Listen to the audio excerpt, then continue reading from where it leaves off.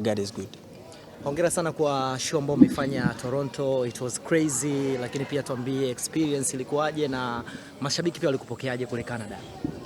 Video inajieleza, lakini kikubwa ninachoweza kusema ni kwamba ilikuwa ni kama historia kwangu, kwa sababu sio kitu kidogo kwa msanii wa Tanzania, East Africa kuwa recognized na kwenda kuperform FIFA World Cup. Sio kitu kidogo kwa sababu ni show ambayo inakuwa inaonyeshwa dunia nzima. Kwa hiyo unaonekana sehemu zote. Alafu ni platform ambayo ni very famous all over the world. Kwa hiyo wasanii wako wengi sana. Kwa kuwa mmoja ya wasanii wanao perform ni historia. Kwa hiyo hata nilipopata email mwanzo I was going crazy kwamba bana hao ni maskamu au wenyewe.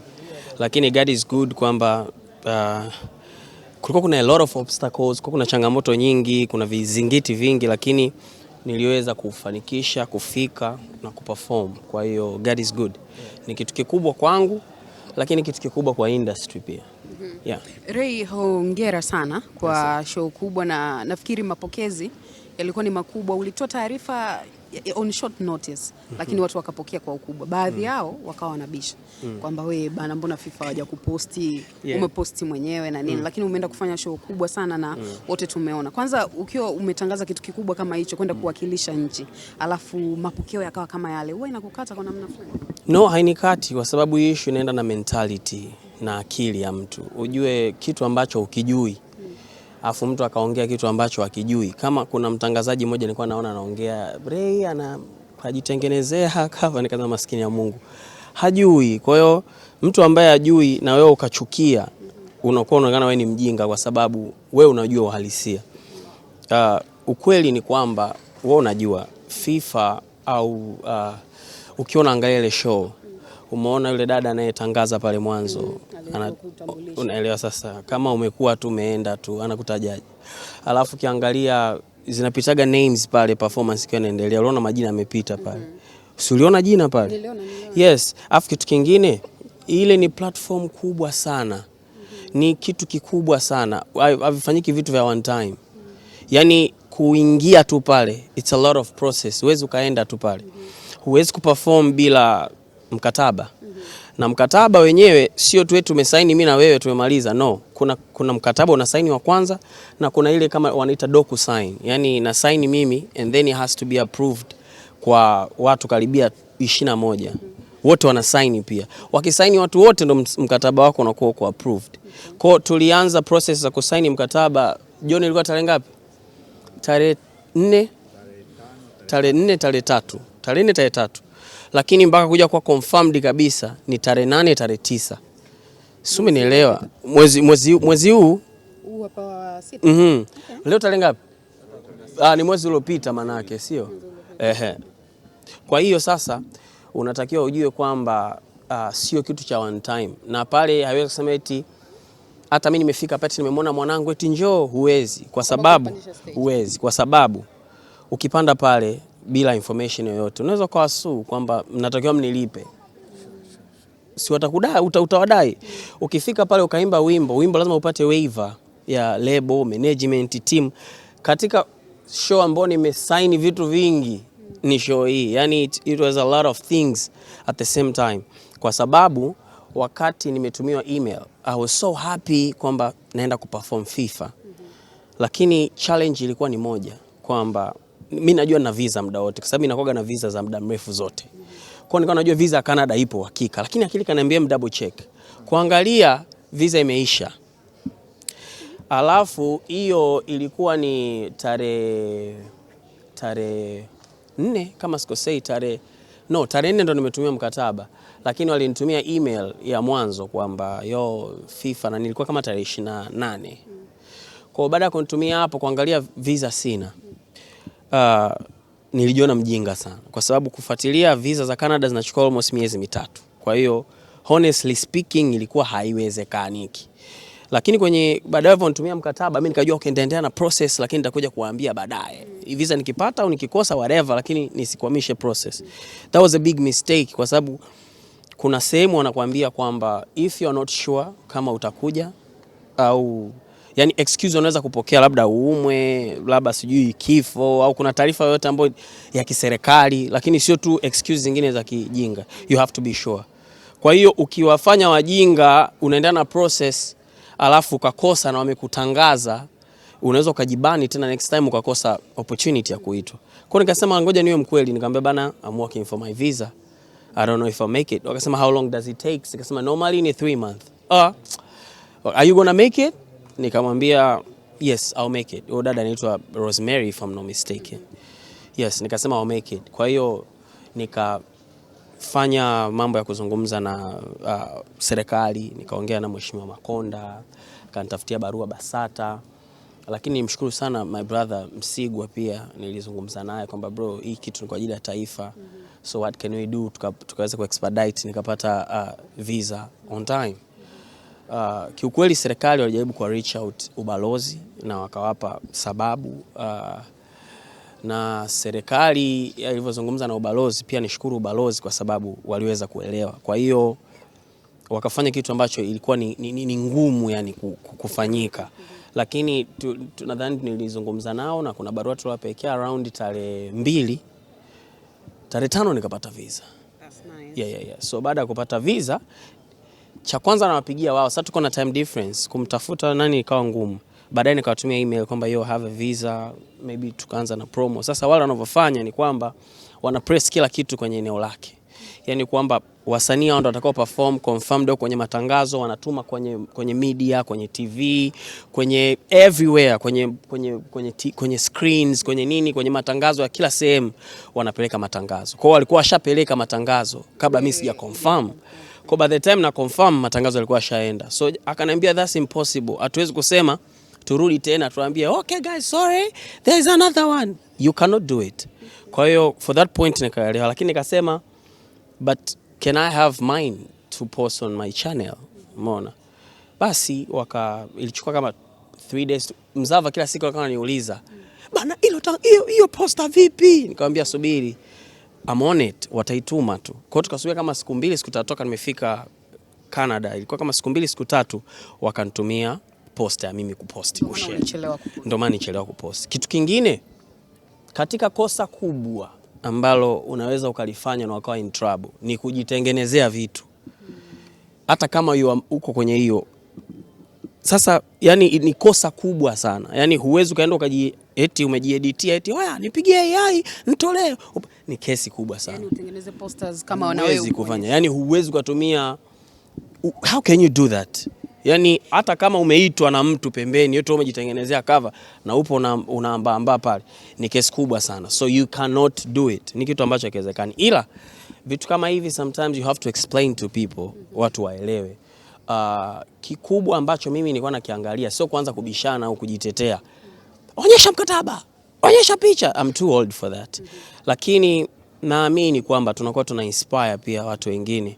Alafu ukifanya ile show watu wanashindwa kujua. Ile show ukifanya unakuwa unaifungua industry yako wewe. Mtu akiona huyu Rayvanny ana perform atataka anifuatilie. Akikufuatilia anakutana na wasanii wengine ambao related to you. Si unanielewa? Si unanielewa ninachokwambia? Na pengine wasikupende wewe, wakawapenda wasanii wengine waliowaona kupitia wewe. Si umenielewa? Kwa hiyo as I'm talking to you right now, FIFA wamemfollow Diamond. Kupitia wewe. FIFA World Cup, sitaki kusema kupitia mimi. Na nilikuwa nakupa tu mfano uelewe, yani kwamba wamemfollow. How? So you have to know kwamba yes, wamemfollow. Ukienda ukaangalia wamemfollow.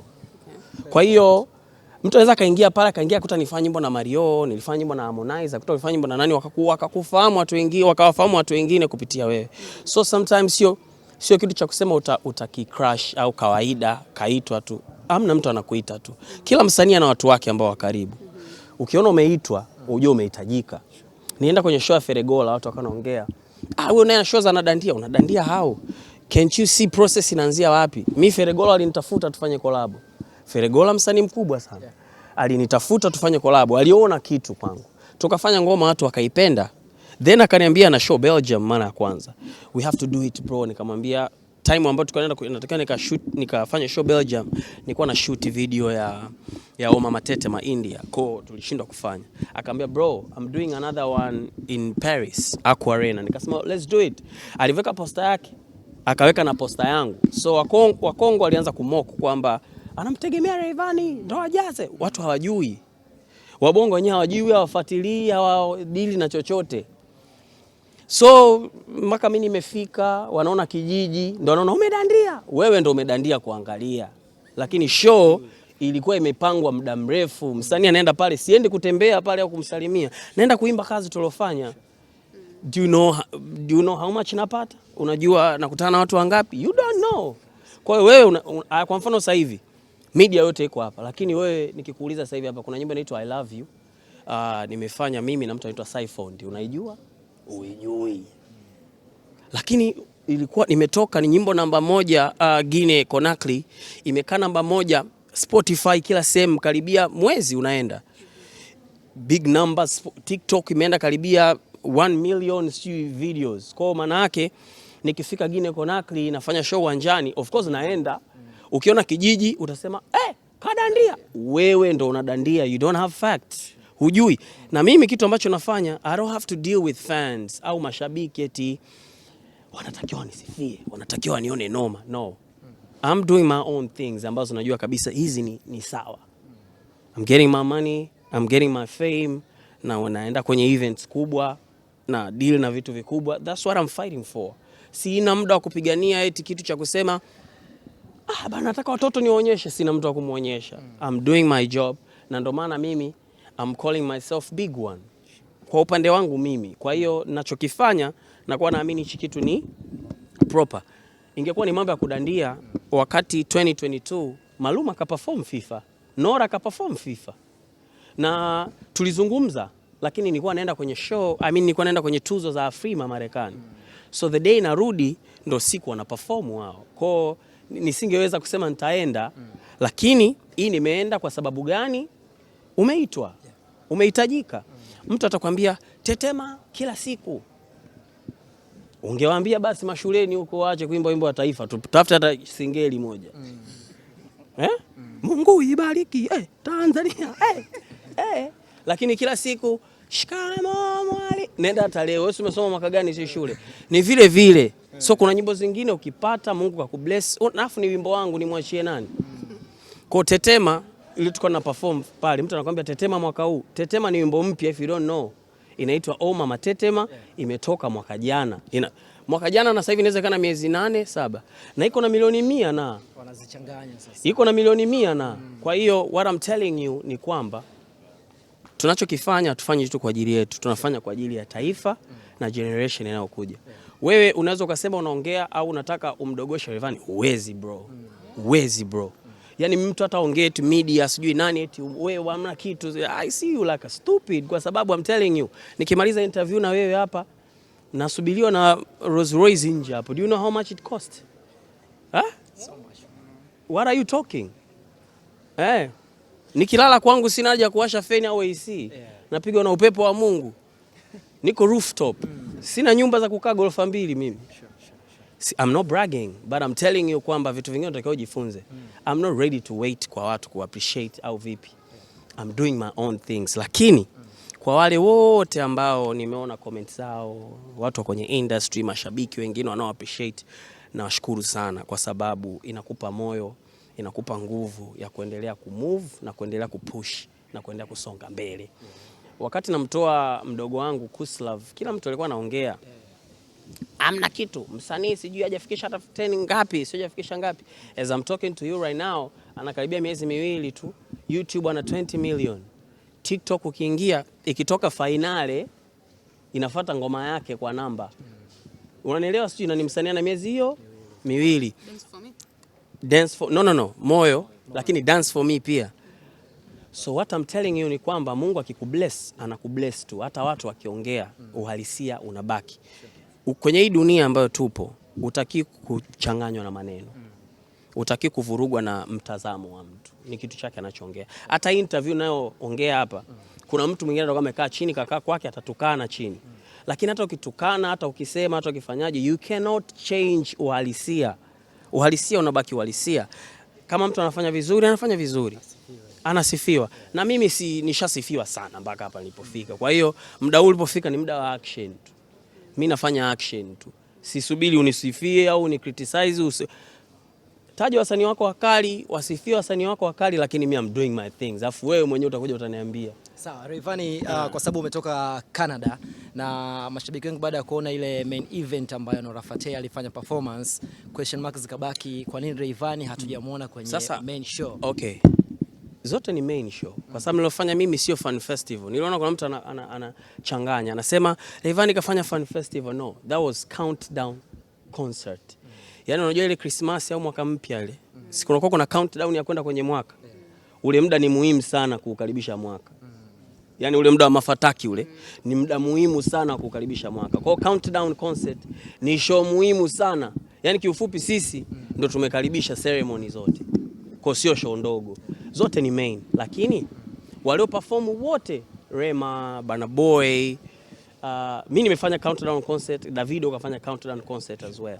Lakini kina Rema, Burna Boy, Tyler wale wamefanya opening ceremony kwa sababu walikuwa wana FIFA songs.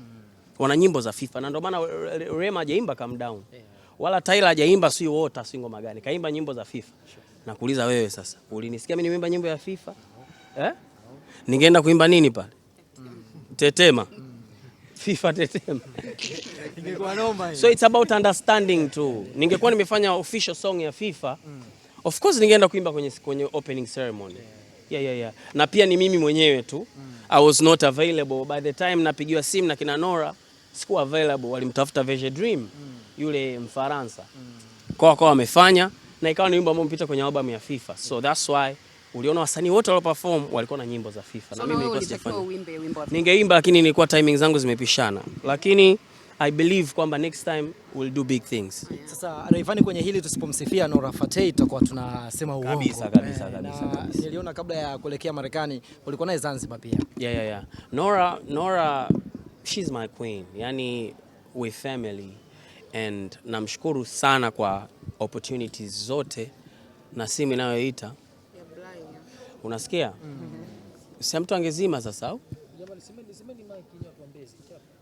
Hii simu ya nani naita?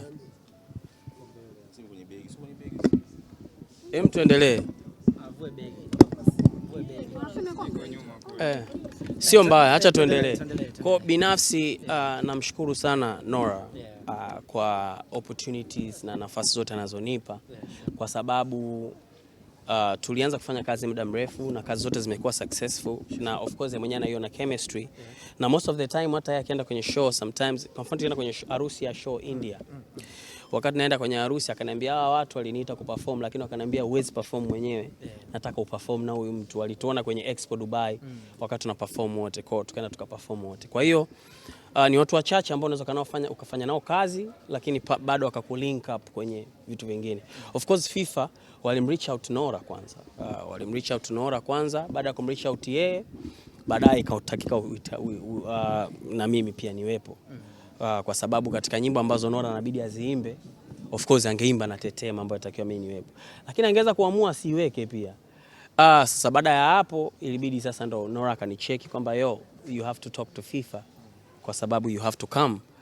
Unanielewa sijui. Kwa hiyo nikamwambia okay, akaniambia sawa watakucheki. Baadaye ndo akaja wakanicheki FIFA wao wenyewe. Kwa sababu haishiagi tu kwamba mimi nimekutaka wewe njoo afu ukaja.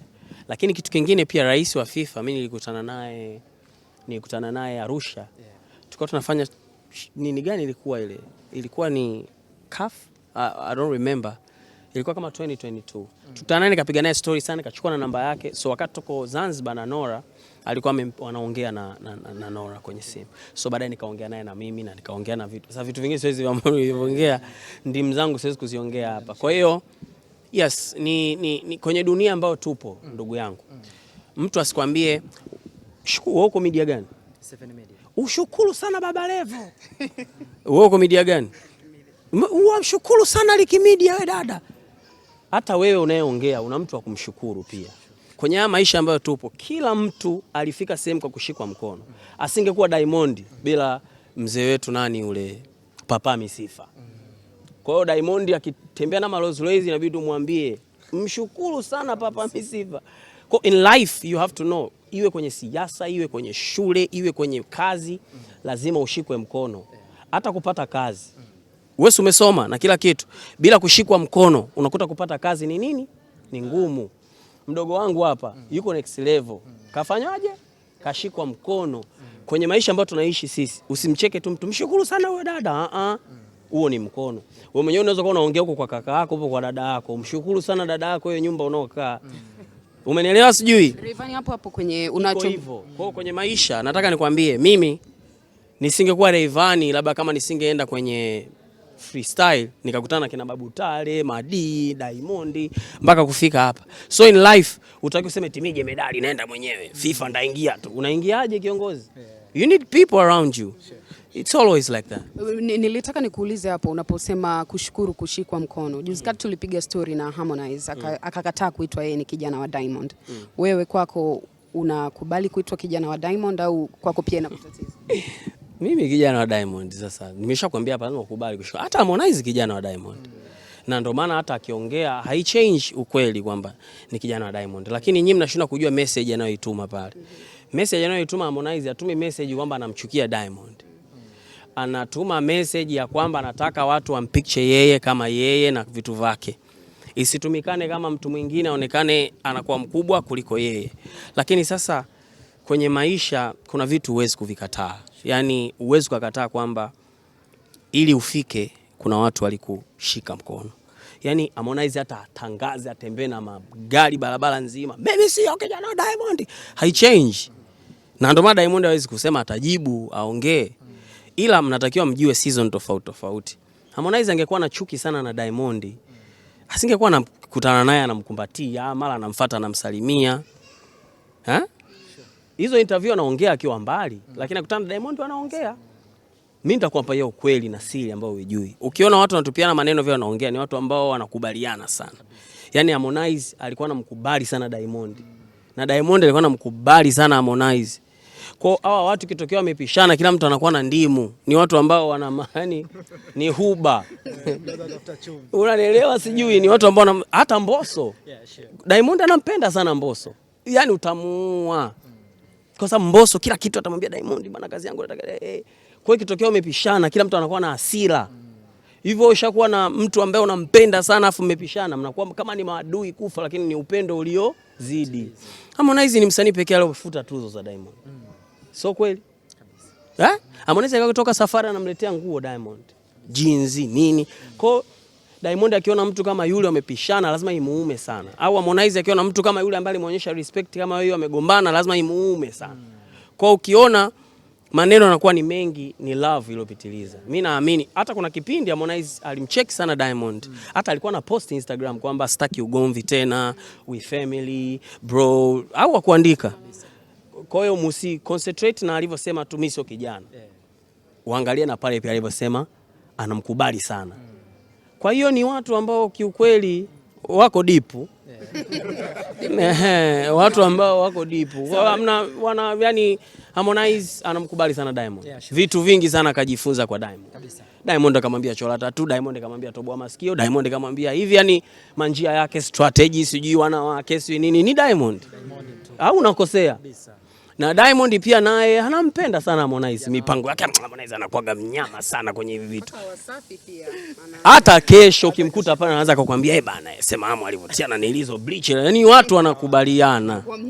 Ni wanafahamiana, ni familia ile. Yes, kwa hiyo it's always like that. Na mimi naamini kabisa kwamba kitu ambacho anakuwa anataka mtu ambacho hataki mtu.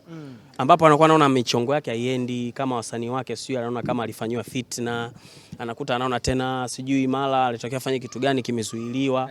Kwa hiyo yeye anakuwa anaumia kuona kama mtu anayemkubali sana kama naamini anamwekea vizingiti. Lakini watu wanapendana sana. Kwa sababu tuko na wewe hapa na tukikuacha bila kukuuliza hili tutaacha maswali kwa mashabiki zako. Mac Voice juzi na siku zilizopita alizungumza vitu vingi sana ambavyo ulikuja sema kokote. Na tunatamani kwa mara ya kwanza leo tuambie umemsamehe kijana wako Mac Voice au bado ni mtiti? Unajua kitu kimoja ambacho nashindwa kuelewa ndio yale narudi kwenye mambo ya kukubaliana, sio kushikana mkono, kumkubali. Mac Voice anajua kabisa bro mimi nanikubali sana. Hata nikifanya chochote hawezi kunifanya kitu. Ndio maana anaweza kaongea chochote tu. Yeye anaongeaga tu mwenzako. Mimi nimekataliwa vitu vangu, mimi sijui simu haijapokelewa, mimi sijui nini na nini, ni vitu vyote ambavyo siwezi kumpakazia. Unajua nitakwambia kitu kimoja. Ikitokea saizi kati ya mimi na Mac Voice, nani anatakiwa tukanwe sana, achukiwe sana na watu? Mimi ndajichagua mimi. Kwa nini? Kwa sababu yule ni mdogo wangu nampenda. Siwezi nikawa nimekaa nyumbani afu nimekuja kwenye hii interview kwa sababu kuna maneno naweza nikaongea hapa yakatan yakamtengenezea chuki, watu wakamchukia. Kwa hiyo kwenye swala la kuchukiwa mimi nimechagua mimi kwamba nimprotect mdogo wangu. Naweza nikaongea mapungufu yake mengi, makosa yake mengi, lakini swala lake tulizungumza na Mheshimiwa Mwanaifei na of course yeye mwenyewe alishtuka kwa sababu kumbe walisia ndo upo hivi, nikamwambia walisia ndo uko hivi. Kwa mdogo wangu anapambana, anatamani kufika mbali zaidi. Kikubwa watu waendelee kumsupport kwenye ile njia ambayo anafanyaje? Anaenda. Ila mimi siwezi kaja hapa nikaanza kusema mdogo wangu siku moja, tarehe 2, tarehe 3 akafanya hivi, akazingua vile, hapana. Ni mdogo wangu, nampenda sana. Naye anajua ile, ndio maana anaweza kaongea chochote ambacho anajua kitadistract, kitanitengenezea sura mbaya. Ila kwa kuwa ameongea yeye, mimi siwezi kuwa na hard feeling. Najua yeye anajua uhalisia na anajua ukweli. Kwa sababu kiangalia kafungua labda account mpya na nini na nini. Mimi sijawahi kuwa hata na account yake. Sijui hata password. Sasa account yake Insta anasema nielewe basi. Sasa ndio hicho. Bana Shivo, mimi najua hata password ya account sijui. Hata Ukuslav wewe una account yako. Mimi najua hata password. Sijui chochote. Kila kitu mtu anacho. Sasa vitu kama hivi sasa. Unaona vitu kama hivi. Nikiongea vingi kama hivi ndo vitaanza kutengeneza chuki kwamba wewe unamchafua Rayvanny mdogo wangu. Atakuwa anaona kama mimi ndo kizuizi cha mafanikio yake. So ukichagua nani achukiwe kati ya mimi na yeye, mimi nimechagua mimi nionekane mimi mbaya. Ila mdogo wangu namsupport na yeye aendelee na vitu vyake, na wala mtu asiende sio amshambulie sio afanyaje, afanye muziki wake. Chui, Wema mlishina vizuri WCB, na wakati huko kwenye mangaiko yako Wema naye akajifungua mtoto. Wema nimeishi naye WCB hivi. Alikuaga shemeji yako zamani labda. Andisha bado ataniua. Ndio tumeishi naye, tuendelee. Tuambie umepokeaje sasa taarifa za yeye kupata mtoto? Na hii ngoja nitoe kwanza miwani. Wema ni mtu wangu pia sana. Na diva Wema, I'm so proud of her. Yani nimefurahi sana kwa sababu kwenye maisha hamna kitu ambacho kinashindikana, hasa ukimwamini Mwenyezi Mungu. Kwa hiyo Wema, hongera sana. Au sio bana, mtoto mkuze vizuri, akuwe kwenye maadili. Lakini pia mwanangu Whozu, hongera sana kwa sababu umeonyesha wewe ni mwanaume.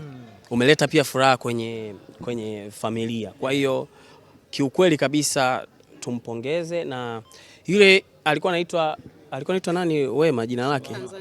Sasa kaleta Tanzanian mtoto, sasa kaleta mtoto wa taifa. Kiume yule. Si ndo mtoto? Anaweza akawa sweetheart hata wa kiume. Wewe mume wako mwiti sweetheart. Kwa hiyo mtoto alomleta ni kama mtoto wa taifa na of course anaitwa Oli. Sijajua inamaanisha nini. Oli Oscar, babake si Oscar. Hivi Whozu anaitwaga Oscar. Hongera sana baba Oli na mama Oli, kiukweli jina zuri, mtoto naamini atakuwa mzuri kwa sababu mama kapoa, baba kapoa. So mengine yote tuseme asanteni kwa watu wote ambao pia wamempongeza. Nafikiri mwenyewe ndapeleka zawadi yangu. Kwa hiyo tuna mtoto. Ukienda kupeleka zawadi unapeleka na mkeo? Umeanza sasa na mke wangu tena vipi? Sasa si tulisikia kumbe mlioana kimya kimya wewe na Faima. Aha, ulinichanganya. Ndio, nitaenda na mke wangu.